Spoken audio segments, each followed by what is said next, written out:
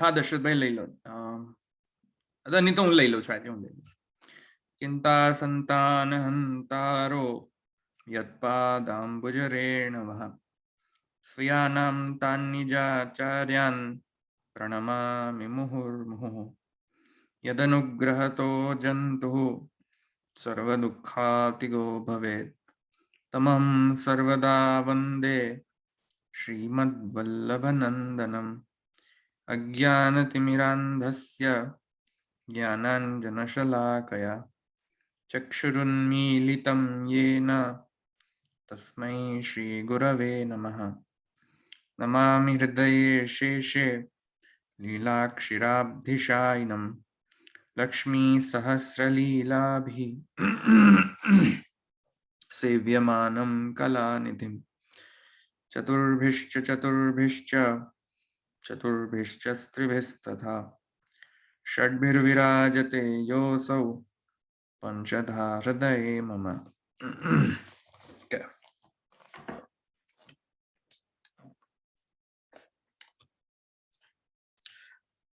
तद अव्यक्तमाह हि इति अधिकरण.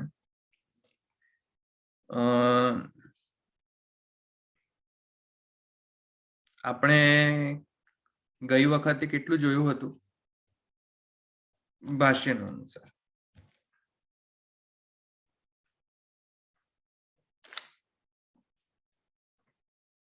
સમરી કરી.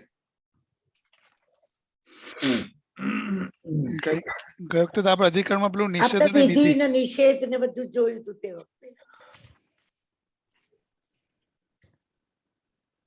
આપણે બધા જે સૂત્ર હતા અહીંયા એ બધા લીધા હતા અને પછી એનું વન બાય વન નિષેધ ને વિધિ અને પ્રમાણથી ગાય છે કે અગ્રાહ્ય છે, સાકાર નિરાકાર નિર્ગુણ સગુણ સધર્મક ને નિધર્મક એને આપણે એનું લીધું હતું ને એ પ્રમાણે આપણે આ 23મું લઈ લીધું હતું. મને લાગે 24મું આપણે તમે વિહંગાવલોકન કર્યું હતું અને કીધું આ તો પતી ગયું, ભક્તિ શ્રદ્ધા ભક્તિ જ્ઞાન યોગા એટલે 24મું જ જોવાનું છે. હા હા એટલે આપણે આ જોયું હતું છેલ્લી વખતે, રાઈટ? આ ચાર્ટ જોયો હતો ને આપણે. એમાં અમુક જે શ્રુતિ વચનો છે તે નિષેધનું વર્ણન કરે છે કે ચાક્ષુષ નથી, કે એ વાણીથી ગ્રાહ્ય નથી, કે મનથી એ પ્રાપ્ત નથી. અને અમુક શ્રુતિ વિધ્યાત્મક શ્રુતિ છે, જેમ કે એ કોઈ ધીર પુરુષ દ્વારા જ પ્રાપ્ત થાય છે, કે મનથી જ તે સમજાય છે, કે સાકાર કે નિરાકાર એટલે કે એ સાકાર છે, એ સગુણ છે, તો અમુક શ્રુતિ કહે છે નિરાકાર છે, કે નિર્ગુણ છે, કે નિર્ધર્મક છે.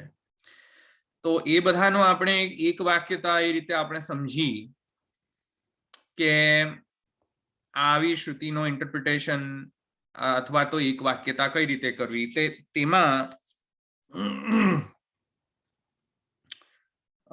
જે અવિરોધનું પ્રતિપાદન છે, આ બંને શ્રુતિ વિરોધાભાસ લાગતી જે શ્રુતિ છે એનો અવિરોધ સિદ્ધ કરવો હોય તો આપણે એ જોયું હતું કે આ અધિકરણ શરૂ કરતા પહેલા અધિકરણનો જે પ્રયોજન શું હતો આપણો, કે યુક્તિથી અવિરોધ સિદ્ધ કરવો.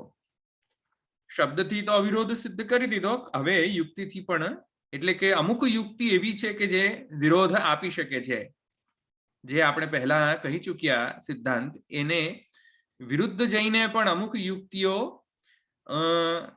આવી શકે છે કે જેના કારણે સિદ્ધાંતને સમજવામાં આપત્તિ આવતી હોય. તો એવી જે યુક્તિ છે એનું નિરસન કરીને અને આ જે સિદ્ધાંત છે તેને સ્થૂલાખનનવત સુદ્રઢ કરવો. તેથી કરીને આ અધિકરણનો પ્રયોજન છે, આપણે ગઈ વખતે જોયું. એમાં આપણે આ બધા પ્રમાણની દર આપણે એક સોલ્યુશન પણ આપણે ડિસ્કસ કર્યું અને એ સોલ્યુશનમાં પૂર્વ પક્ષી અથવા તો એકદેશી દ્વારા જે પ્રદત્ત જે સોલ્યુશન એમાં એમ કહેવામાં આવ્યું કે અન્ય પ્રમાણના અનુરોધથી અભિધાવૃત્તિને એક પ્રમાણનો અંગ બનાવીને એક જે નિષેધાત્મક વચનો છે તેને પ્રમાણ માનો અને વિધ્યાત્મક જે શ્રુતિ વચનો છે તેમને ઔપચારિક માનો અથવા તો ગૌણી વૃત્તિ કરીને એને સમજો. તો એ પ્રકારનો જો સોલ્યુશન જો પ્રપોઝ કરતા હોય તો એ ગ્રાહ્ય નથી. એ ગ્રાહ્ય નથી એ આપણે ગઈ વખતે સમજ્યા હતા. કિંતુ હવે 23મા સૂત્રમાં એ પૂર્વ પક્ષી જે છે એનો મત ત્યાં પૂર્વ પક્ષ સ્પષ્ટ કરે છે કે ભાઈ આ પ્રકારના જો વિધિ નિષેધાત્મક શ્રુતિ વચનો જો દેખાય તો કઈ રીતે એનું ઇન્ટરપ્રિટેશન કરવું જોઈએ.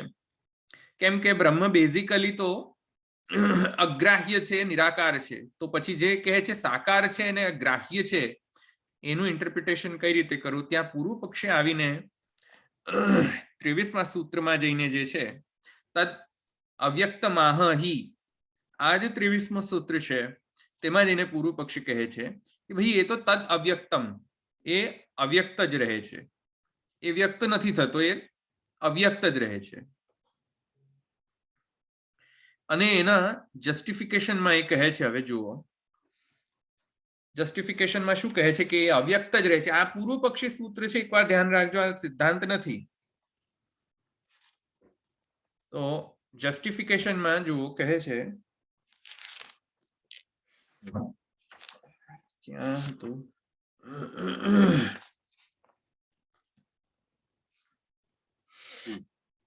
એક મિનિટ, હા આપણે ગિરધરજીનો વિવરણ કયો પેજમાં છે આનો, જરા કોઈ આવી ગયો, મળી ગયો.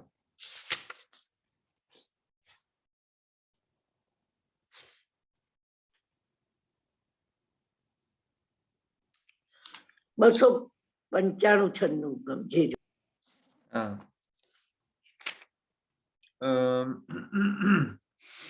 હા, તો કહે છે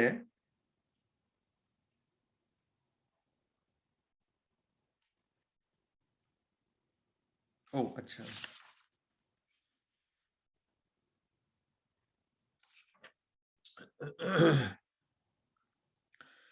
હા, તત્ર પૂર્વ પક્ષમાહ તદ અવ્યક્તમ તદ બ્રહ્મ અવ્યક્તમેવ ભવિતુમ અર્હતિ કુતઃ આહ હિ શ્રુતિ પ્રત્યક્ષાભ્યામ નેતિ નેતિ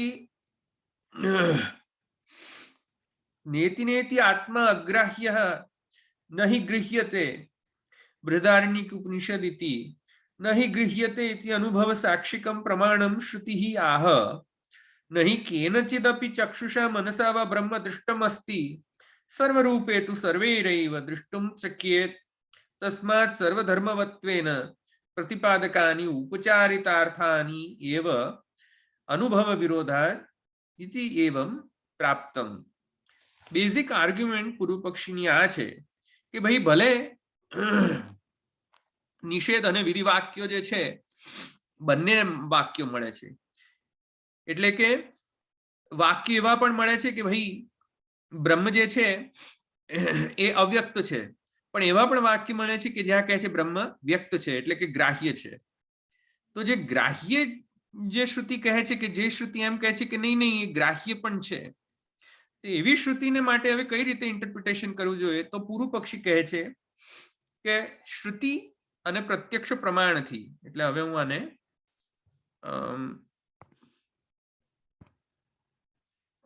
આ પૂર્વ પક્ષ છે, એક સેકન્ડ, સોરી, હા, અરે ઓ સોરી, પૂર્વ પક્ષ, આ પૂર્વ પક્ષ છે, આ સિદ્ધાંત નથી. પૂર્વ પક્ષ શું કહે છે રીઝન્સમાં કે બ્રહ્મ જે છે અવ્યક્ત જ માત્ર છે,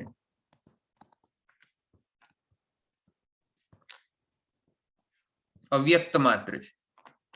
માત્ર ઉપર હાઇલાઇટ કરો, માત્ર એટલે કે વ્યક્ત નથી.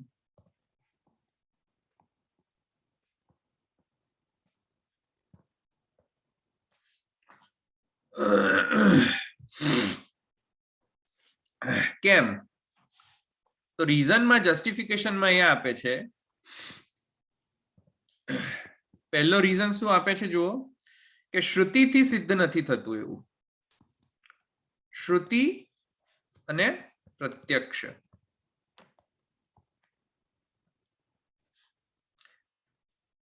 શ્રુતિ એટલે કઈ શ્રુતિ? કે શ્રુતિથી એવું સિદ્ધ થાય છે કે ભાઈ બ્રહ્મ અવ્યક્ત જ માત્ર રહે છે, વ્યક્ત થતો જ નથી કોઈ દિવસ. એ શ્રુતિ કહે છે એટલા કહી રહ્યા છે અમે. તો કહે છે કઈ શ્રુતિ? તો કહે છે હા, નેતિ નેતિ એમાં આત્મા અગ્રાહ્ય, નેતિ નેતિ આત્મા અગ્રાહ્ય નહીં ગૃહ્યતે. જો શબ્દ પર ધ્યાન આપો. નેતિ નેતિ શબ્દ જોજો. નેતિ નેતિ આત્મા, અહીંયા ઈ કોઈ અણચી લાગે છે એટલે ત્યાં નિત્યાત્મા છે, પણ આપણે એને સંધિ વિચ્છેદ કરીએ છીએ. હા, નેતિ નેતિ આત્મા અગ્રાહ્ય. અગ્રાહ્યો પછી જો આગળ નેક્સ્ટ, ન હિ નહીં ગૃહ્યતે.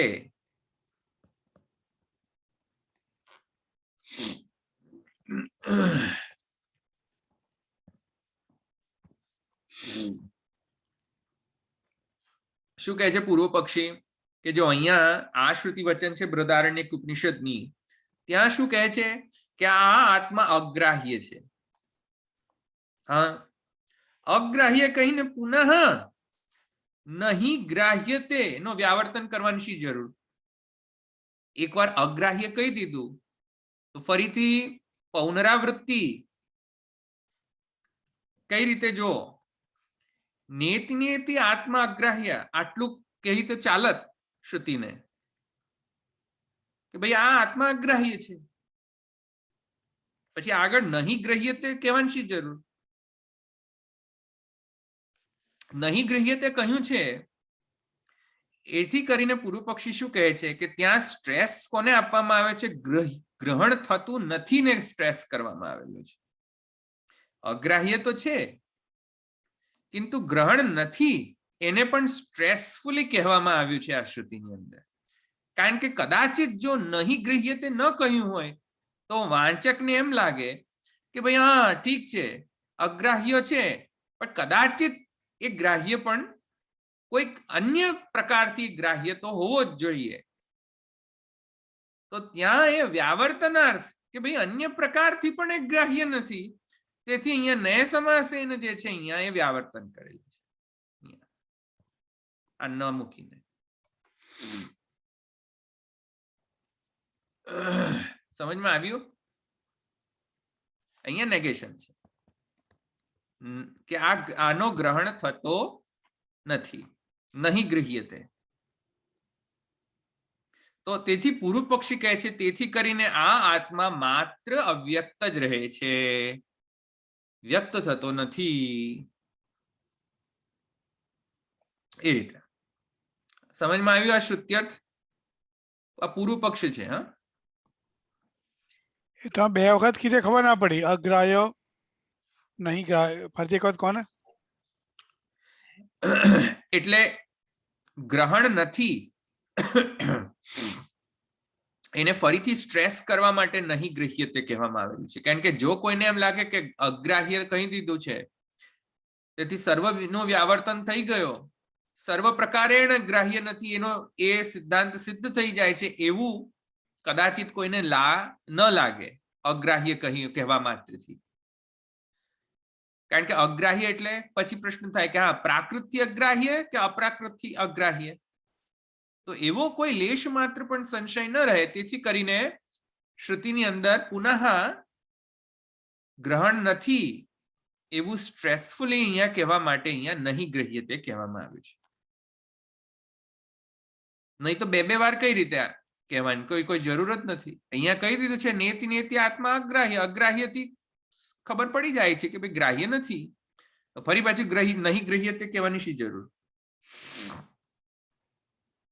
આવી સમજમાં? સ્ટ્રેસ આપવા માટે. બરાબર.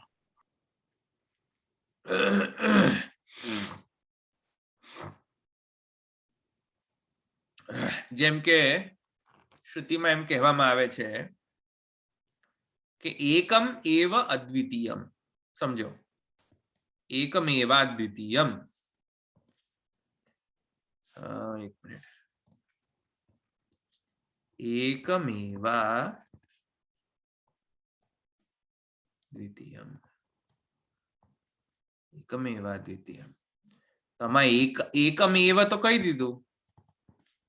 હવે અદ્વિતીય કહેવાની શી જરૂર છે?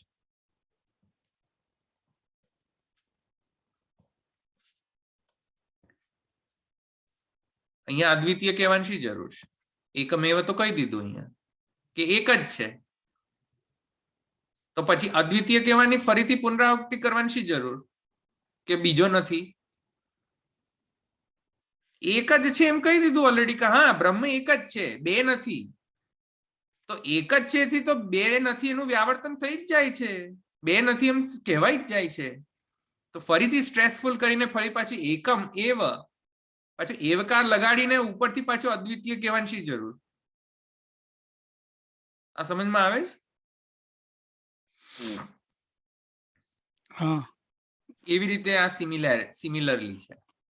ભાઈ નેતિ નેતિ આત્મા અગ્રાહ્ય. હા, તો પછી વળી પાછા અગ્રાહ્ય તો કહી દીધું, પછી નહીં ગ્રહ્ય તે કહેવાની ફરીથી શી જરૂર કે આ આત્મા અગ્રાહ્ય છે અને ગ્રહણ એનો થતો નથી.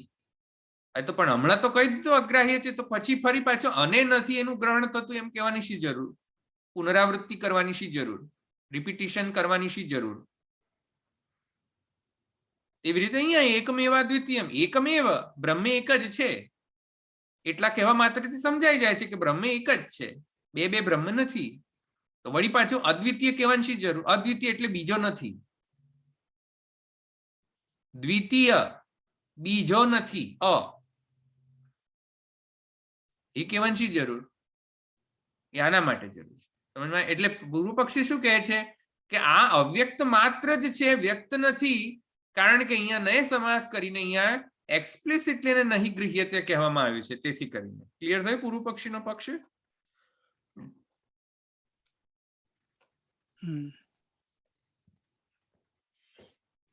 ઇતિ ન ગૃહ્યતે ઇતિ અનુભવ સાક્ષિકમ. ઉપરથી એક મિનિટ આને હું રબ કરી દઉં. ઉપરથી શું કહે છે? નહીં ગૃહ્યતે. આ જે શબ્દ છે, આ જે છે સેન્ટેન્સ નહીં ગૃહ્યતે, એ કહે છે કે એ અનુભવ સાક્ષિકમ પ્રમાણમ શ્રુતિ આહ.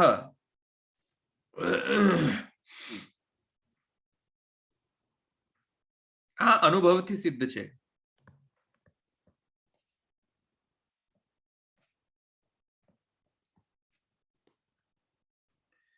એટલે પ્રત્યક્ષથી સિદ્ધ છે. અનુભવ એટલે પ્રત્યક્ષ. નહીં ગૃહ્યતે કહ્યું એટલે બ્રહ્મ જે છે એ પ્રત્યક્ષથી અનુભૂત વસ્તુ નથી. ફીલ થાય છે બ્રહ્મ? તમને બ્રહ્મ દેખાય છે? પ્રત્યક્ષ થાય છે બ્રહ્મ? ઇન્દ્રિયોથી ગ્રાહ્ય છે બ્રહ્મ? પ્રત્યક્ષનો વિષય ક્યાં છે?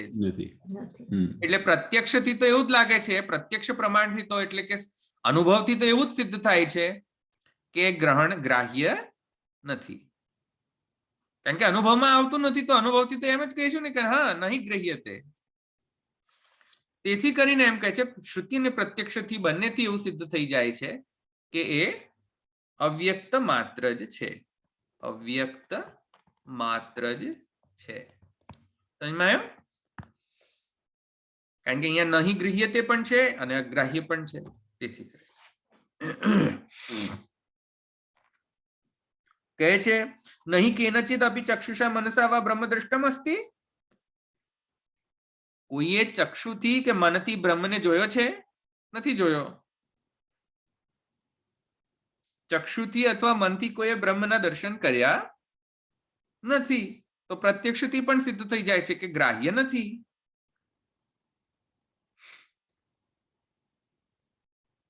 તેથી કહે છે સર્વરૂપત્વે તુ સર્વૈરેવ દ્રષ્ટુમ શક્યે તસ્માત સર્વધર્મવત્યેન પ્રતિપાદકાની ઉપચારિતાર્થાન્યેવ અનુભવ વિરોધાદ ઇતિ એવં પ્રાપ્તમ. તેથી કરીને જે શ્રુતિ વચનો એમ કહેતા હોય શું કે ભાઈ મનસેવ આપ્તવ્યમ, અથવા શું છે જ્યાં કશ્ચિત ધીર પ્રત્યેગાત્માનમ ઈક્ષત, અથવા એ સર્વે વેદા યત્પદ મામનંતી, અથવા મનસૈવ એતદ આપ્તવ્યમ, અથવા સર્વરૂપ સર્વગંધ સર્વરસઃ, અથવા વિશ્રુતશ્ચક્ષુઃ, અથવા યહ સર્વશક્તિ સર્વજ્ઞ. તો આ બધા જે છે એ તો સગુણતાનો દ્યોતક શ્રુતિ વચનો છે, અને જેટલી સગુણતાના દ્યોતક શ્રુતિ વચનો છે બધા જ તેથી કરીને ઉપચાર માનવો જોઈએ. અભિધા વૃત્તિથી એને સાક્ષાત એનું જે સત્યત્વ છે એ નહીં મનાય. સમજમાં આવી ગયું? આ પૂર્વ પક્ષ.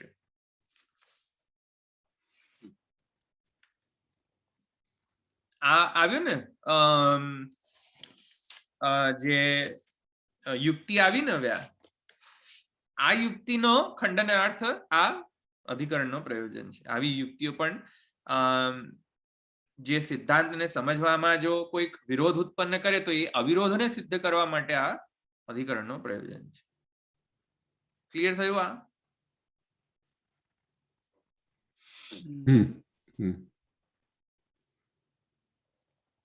ઓકે. અહીંયા ક્વેશ્ચન છે કોઈને?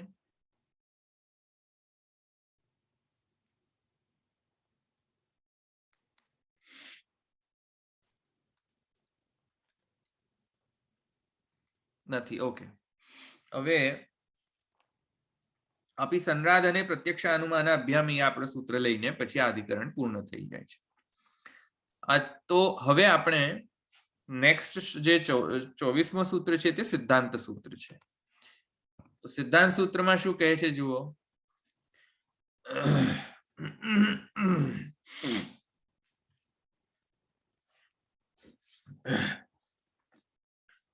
अपि संराधने प्रत्यक्षानुमानाभ्याम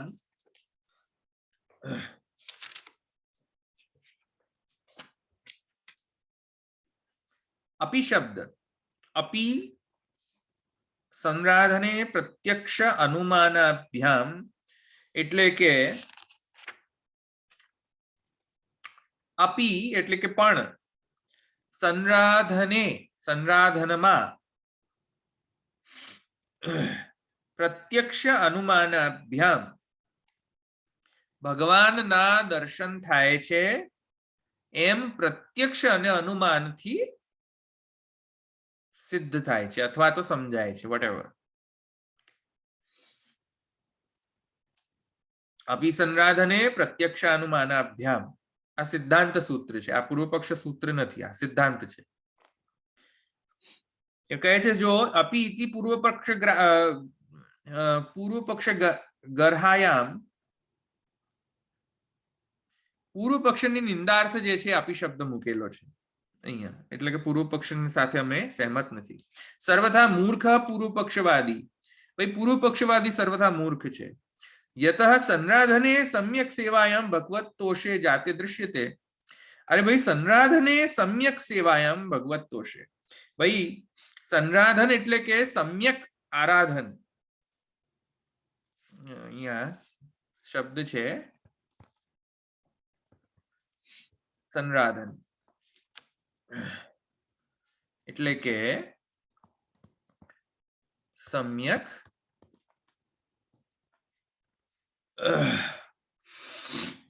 શું છે? અરે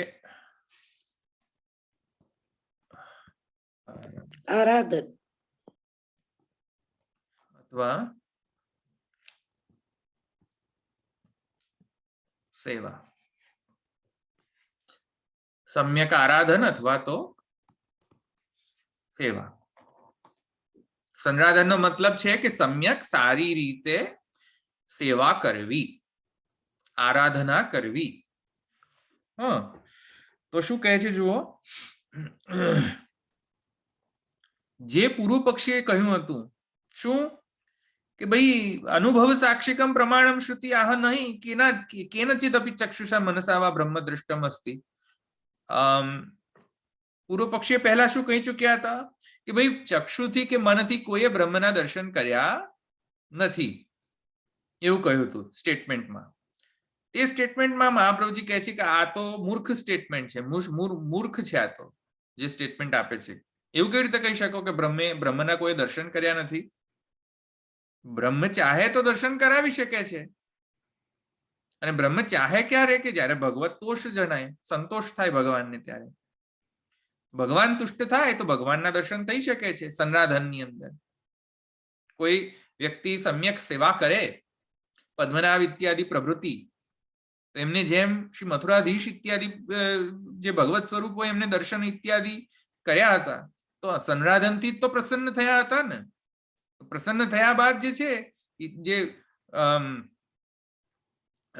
ભગવત જે દર્શન છે ઇત્યાદિ અંગ, ભગવત દર્શન સ્પર્શ ઇત્યાદિ શ્રવણ ઇત્યાદિ જે છે તે ભગવાનના એમને થયા જ છે. તો એવી રીતે કઈ રીતે કહી શકો કે ભાઈ ચક્ષુષા મનસા વા બ્રહ્મ દ્રષ્ટમ અસ્તિ નહીં? બ્રહ્મને કોઈએ જોયો જ નથી, ચક્ષુથી કે મનથી કોઈએ જોયા જ નથી, કે માણ્યા જ નથી, કે વિચાર્યું જ નથી. કઈ રીતે કહી શકો? પુરાણમાં તો ભરી ભરીને કથા છે આ. અને કૈવલ્ય ઉપનિષદની અંદર મહાપ્રભુજી કહે છે શ્રદ્ધા ભક્તિ જ્ઞાન યોગાદ અવેહી. શ્રદ્ધા ભગવાનના વાક્ય છે કે ભાઈ શ્રદ્ધા ભક્તિ અને જ્ઞાનના યોગથી અમે પ્રાપ્ત થઈએ છીએ, એટલે ગ્રાહ્ય છીએ અમે. યમય વૈશ વૃણુતે તેને લભ્ય. કઠમુંડક ઉપનિષદની અંદર એમ કહે છે કે હું જે ભગવાન જેને સિલેક્ટ કરે એને ભગવાન પ્રાપ્ત થાય છે. ત્યાં તો ગ્રાહ્ય છે, એટલે કે ભગવાન ગ્રાહ્ય છે, બ્રહ્મ ગ્રાહ્ય છે. પૂર્વ પક્ષી શું કહેતો તો બ્રહ્મ અગ્રાહ્ય માત્ર છે. તો બ્રહ્મ ગ્રાહ્ય છે ક્યારે? મહાપ્રભુજી કહે છે નાયમાત્મા ચ પ્રવચનેન લભ્યો એ તત્વ. એક મિનિટ, નાયમાત્મા નહીં પણ યમૈ વૈશ વૃણુતે તેન લભ્ય.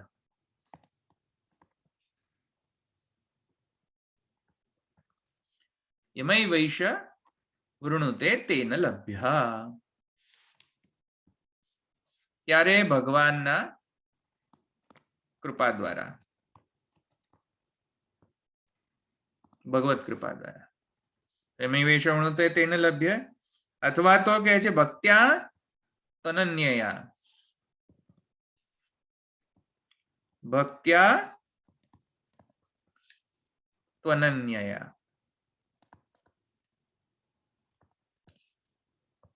આ ક્યાં છે વચન? ભક્ત્યા ત્વનન્યયા શક્ય. ક્યાં છે વચન? ભગવદ ગીતા 11:54. હા, ગીતા વાક્ય છે. યમે વેશ વૃણતે તેન લભ્ય. કોનું વચન છે? મુંડક. કઠમુંડક બંને. કઠ અને બંને. કઠમુંડક ઉપનિષદ. અચ્છા, પછી શું કહે છે? તતસ્તુ તમ પશ્યત નિષ્કલમ ધ્યાયમાન. મુંડક ઉપનિષદ. અનેક બાહોદર વક્ત્ર નેત્રમ પશ્યામિ ત્વામ સર્વતો અનંત રૂપમ. આ કોનું વાક્ય છે? ગીતા. અનેક બાહુદર ઉદર વક્ત્ર નેત્રમ.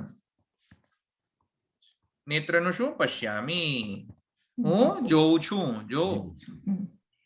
પશ્યામી, હું જોઉં છું. શું જોઉં છું? અર્જુન કહે છે કે હું જોઉં છું. અર્જુન શું કહે છે? હું જોઉં છું. તો કહે છે અનેક બાહુ ઉદર વક્ત્ર નેત્ર. આ ગ્રાહ્ય નથી, આ ગ્રાહ્ય છે. બ્રહ્મગ્રાહ્ય છે ઇન્દ્રિયોથી. પણ કેવી ઇન્દ્રિયોથી?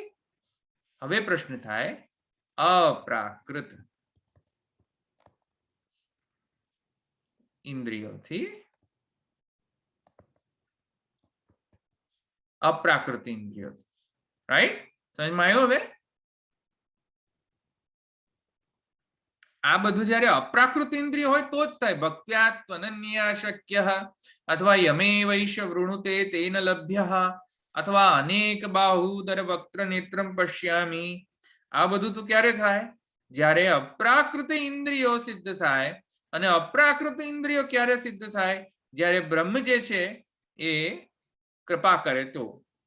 સમજમાં આવ્યું? નાયમાત્મા ચ પ્રવચનેન લભ્યો ન મેધયા ન બહુના શ્રુતેન યમય વૈષમ્યતે તેન લભ્ય. પણ તેના કારણે એમ કહો કે નહીં સર્વથા અગ્રાહ્ય છે બ્રહ્મ, તો એવું ન કન્સિડર કરાય. સમજમાં? એટલે બ્રહ્મ ગ્રાહ્ય છે કિંતુ અપ્રાકૃત ઇન્દ્રિયોથી, એમ સમજવું જોઈએ. તેથી કહે છે ઇતિ સંરાધકસ્ય સ્વાનુભવઃ. એથી કરીને સંરાધકને તો અનુભવ થાય છે બ્રહ્મનો.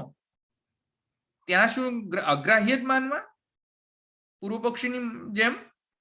નહીં, ત્યાં તો અગ્રાહ્ય નહીં મનાય, ત્યાં તો ગ્રાહ્ય મનાશે. ધ્રુવાદિનામ અનુમાપકત્વમ ચ, ધ્રુવ પ્રહલાદ ઇત્યાદિ વત અનુમાનથી પણ એને સમજાય છે. અનુમાપકત્વમ ઇતિ ગોપાલ તાપની ઉપનિષદની અંદર ક્યાં છે? ગોપાલ તાપની ઉપનિષદ જ છે ને? ક્યાં લખ્યું છે? એક મિનિટ. સ્મૃતિ પ્રમાણ સિદ્ધમ ભગવતી ધ્રુવાદિ પ્રત્યક્ષ વિષયત્વમ ઇતિ અર્થઃ. જો છે ને, અનુમાનથી પણ સિદ્ધ થાય છે.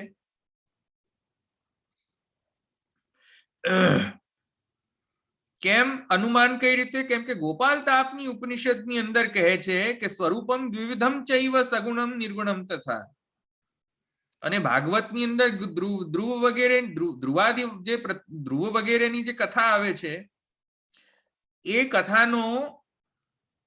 કથા દ્વારા અનુમાન થાય છે કે હા આ સગુણ અને બ્રહ્મ નિર્ગુણ બંને છે. કેમ કે જો એમ જો હોત, અગ્રાહ્ય જ હોત, તો ધ્રુવાદિને તો પ્રત્યક્ષ ન થાત ભગવાન. કેમ કે અગ્રાહ્ય છે, ઇન્દ્રિયોથી ગ્રાહ્ય છતાં જ નથી પ્રત્યક્ષ બ્રહ્મ. તો એમ તો કન્સિડર કરવાથી ધ્રુવાદિને પણ નહીં થાય સિદ્ધ દર્શન, કિંતુ થાય છે. તેથી કરીને અનુમાનથી પણ એ સિદ્ધ થાય છે. શ્રુતિ ધ્રુવાદિ પ્રત્યક્ષ વિષયત્વમ ઇતિ અર્થઃ ભગવતી સ્મૃતિ પ્રમાણ સિદ્ધમ અનુમાપકત્વમ. તો પ્રત્યક્ષ અનુમાનાભ્યામ ઇતિ અત્ર પ્રત્યક્ષમ નારદ બ્રહ્માદિનામ અનુમાનમ શ્રુતિ સ્મૃતિ સમુત્થ હેતુભી અસ્મદાદિનામ બોધ્યમ. તેથી કરીને હવે કહે છે પ્રત્યક્ષ, પેલો પૂર્વ પક્ષે કહ્યો હતો ને પ્રત્યક્ષ અને શ્રુતિ, તમારા મહાપ્રભુજી કહે છે નહીં, પ્રત્યક્ષથી પણ થાય છે ગ્રાહ્ય, પ્રત્યક્ષથી પણ ખબર પડે છે અને અનુમાનથી પણ. મહાપ્રભુજી કહે છે અનુમાનથી પણ એ સમજાય છે. તો પ્રત્યક્ષથી કઈ રીતે સમજાય? મહાપ્રભુજી કહે છે નારદ બ્રહ્માદિનામ.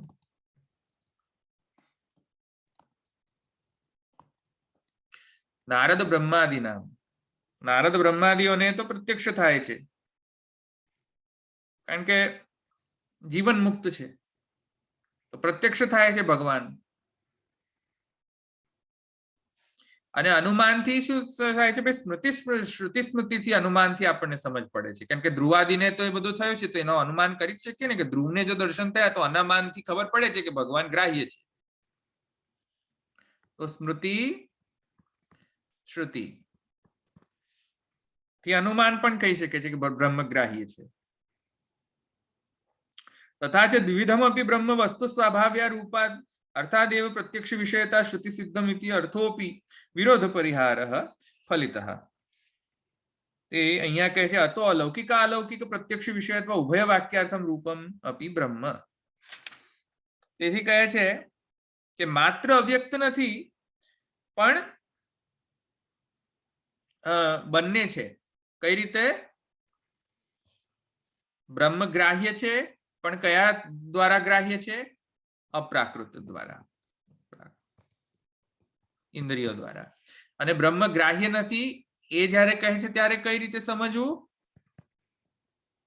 પ્રાકૃત હા, ઇન્દ્રિયો બ્રહ્મ ગ્રાહ્ય નથી એમાં શું સમજવું? પ્રાકૃત દ્વારા નથી.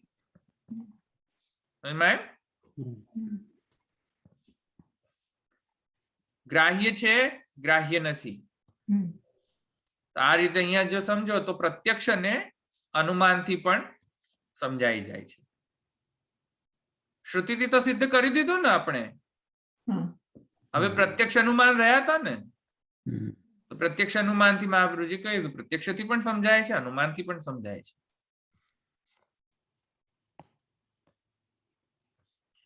આ સમજાઈ ગયું? હમ. ધવલભાઈ, આ એ ખબર ના પડી. તમે કીધું પ્રત્યક્ષથી ગ્રાહ્ય છે અને અનુમાનથી પણ સમજાય છે. પ્રત્યક્ષથી ગ્રાહ્ય છે એટલે પાછું ઇન્દ્રિય તો આવી જ ગઈ ત્યાં. તો પછી એ વખતે ત્યાં આપણે પેલા કીધું અપ્રાકૃત ઇન્દ્રિયોથી ગ્રાહ્ય છે, પણ અહીંયા પ્રત્યક્ષથી ગ્રાહ્ય છે. પ્રત્યક્ષ અપ્રાકૃત ઇન્દ્રિયથી ગ્રાહ્ય છે, એવું ને? હા, રાઈટ.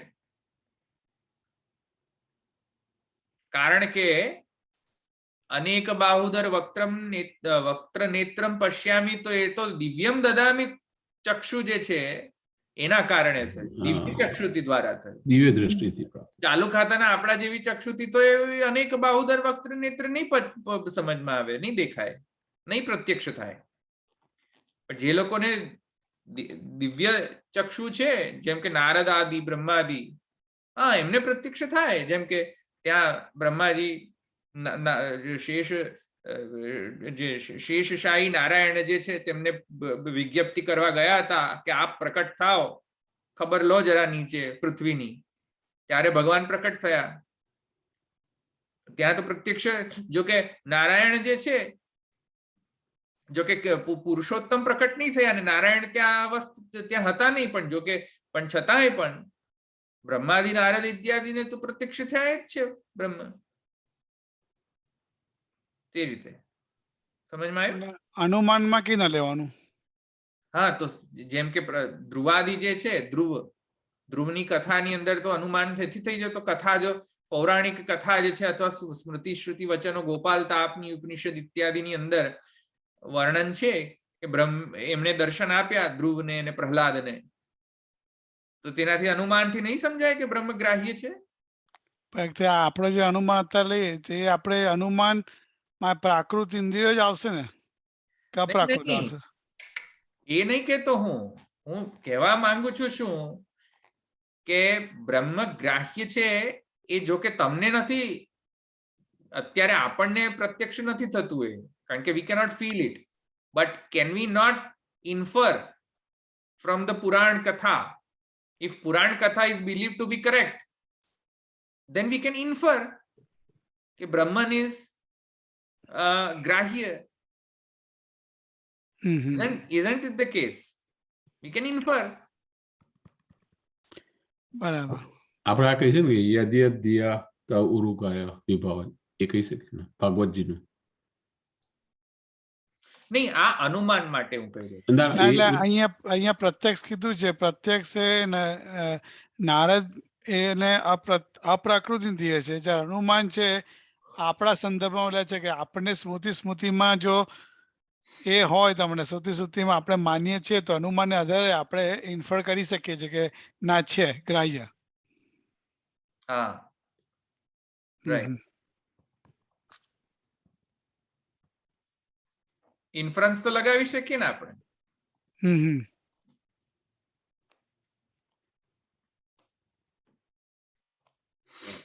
એ રીતે.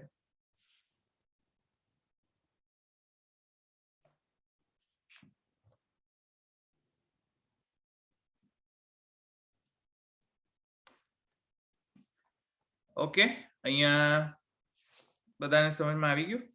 આ અધિકરણ પૂરો થઈ ગયો.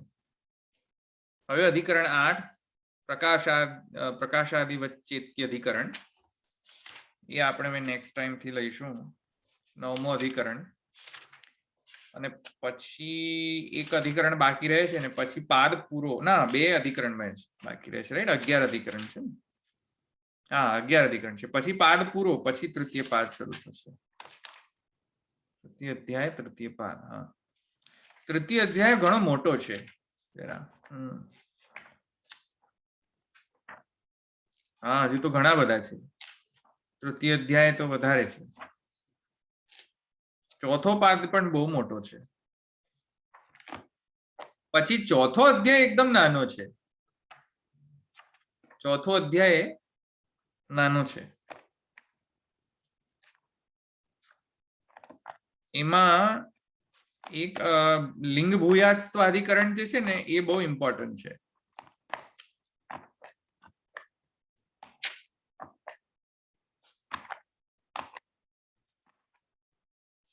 એમાં સર્વાત્મ ભાવ ઇત્યાદિનો વધારે વિવેચન છે. લિંગ તૃતીયમાં જ આવશે, ત્રીજા પાદમાં જ આવશે, ત્રીજા અધ્યાયનો ત્રીજો પાદમાં લિંગ ભૂયત્સ્વાધિકરણ. ઓકે, છે કોઈને પ્રશ્ન?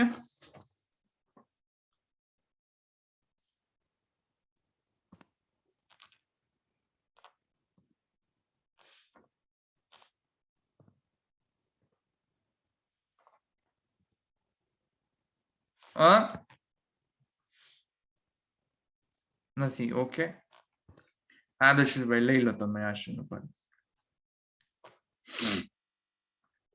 હા.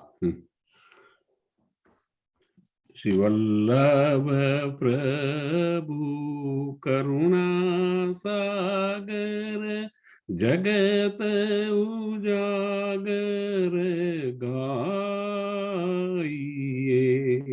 શ્રી વલ્લભ પ્રભુ કરુણા સાગર જગત ઉજાગર ગાઈએ. શ્રી વલ્લભ કે ચરણ કમલ કી બલી બલી બલી જાઈએ. જગત ઉજાગર ગાઈએ. વલ્લભી સૃષ્ટિ સમાજ સંગ મિલી जीवन को फल पाइए. श्री वल्लभ गुण गाइए. गाया ही ते रसिक कहाइए. जगत उजागर गाइए. श्री वल्लभ प्रभु करुणा सागर जगत उजागर गाइए. श्री वल्लभाधीश की जय. श्री गोपीनाथ प्रभु चरण की जय. श्री गोसाई जी परम दयाल की जय. श्याम सुंदर श्री अम्बे महारानी की जय. श्री द्वारिकाधीश की जय. सर्वे वैष्णव ने जय श्री कृष्ण. जय श्री कृष्ण.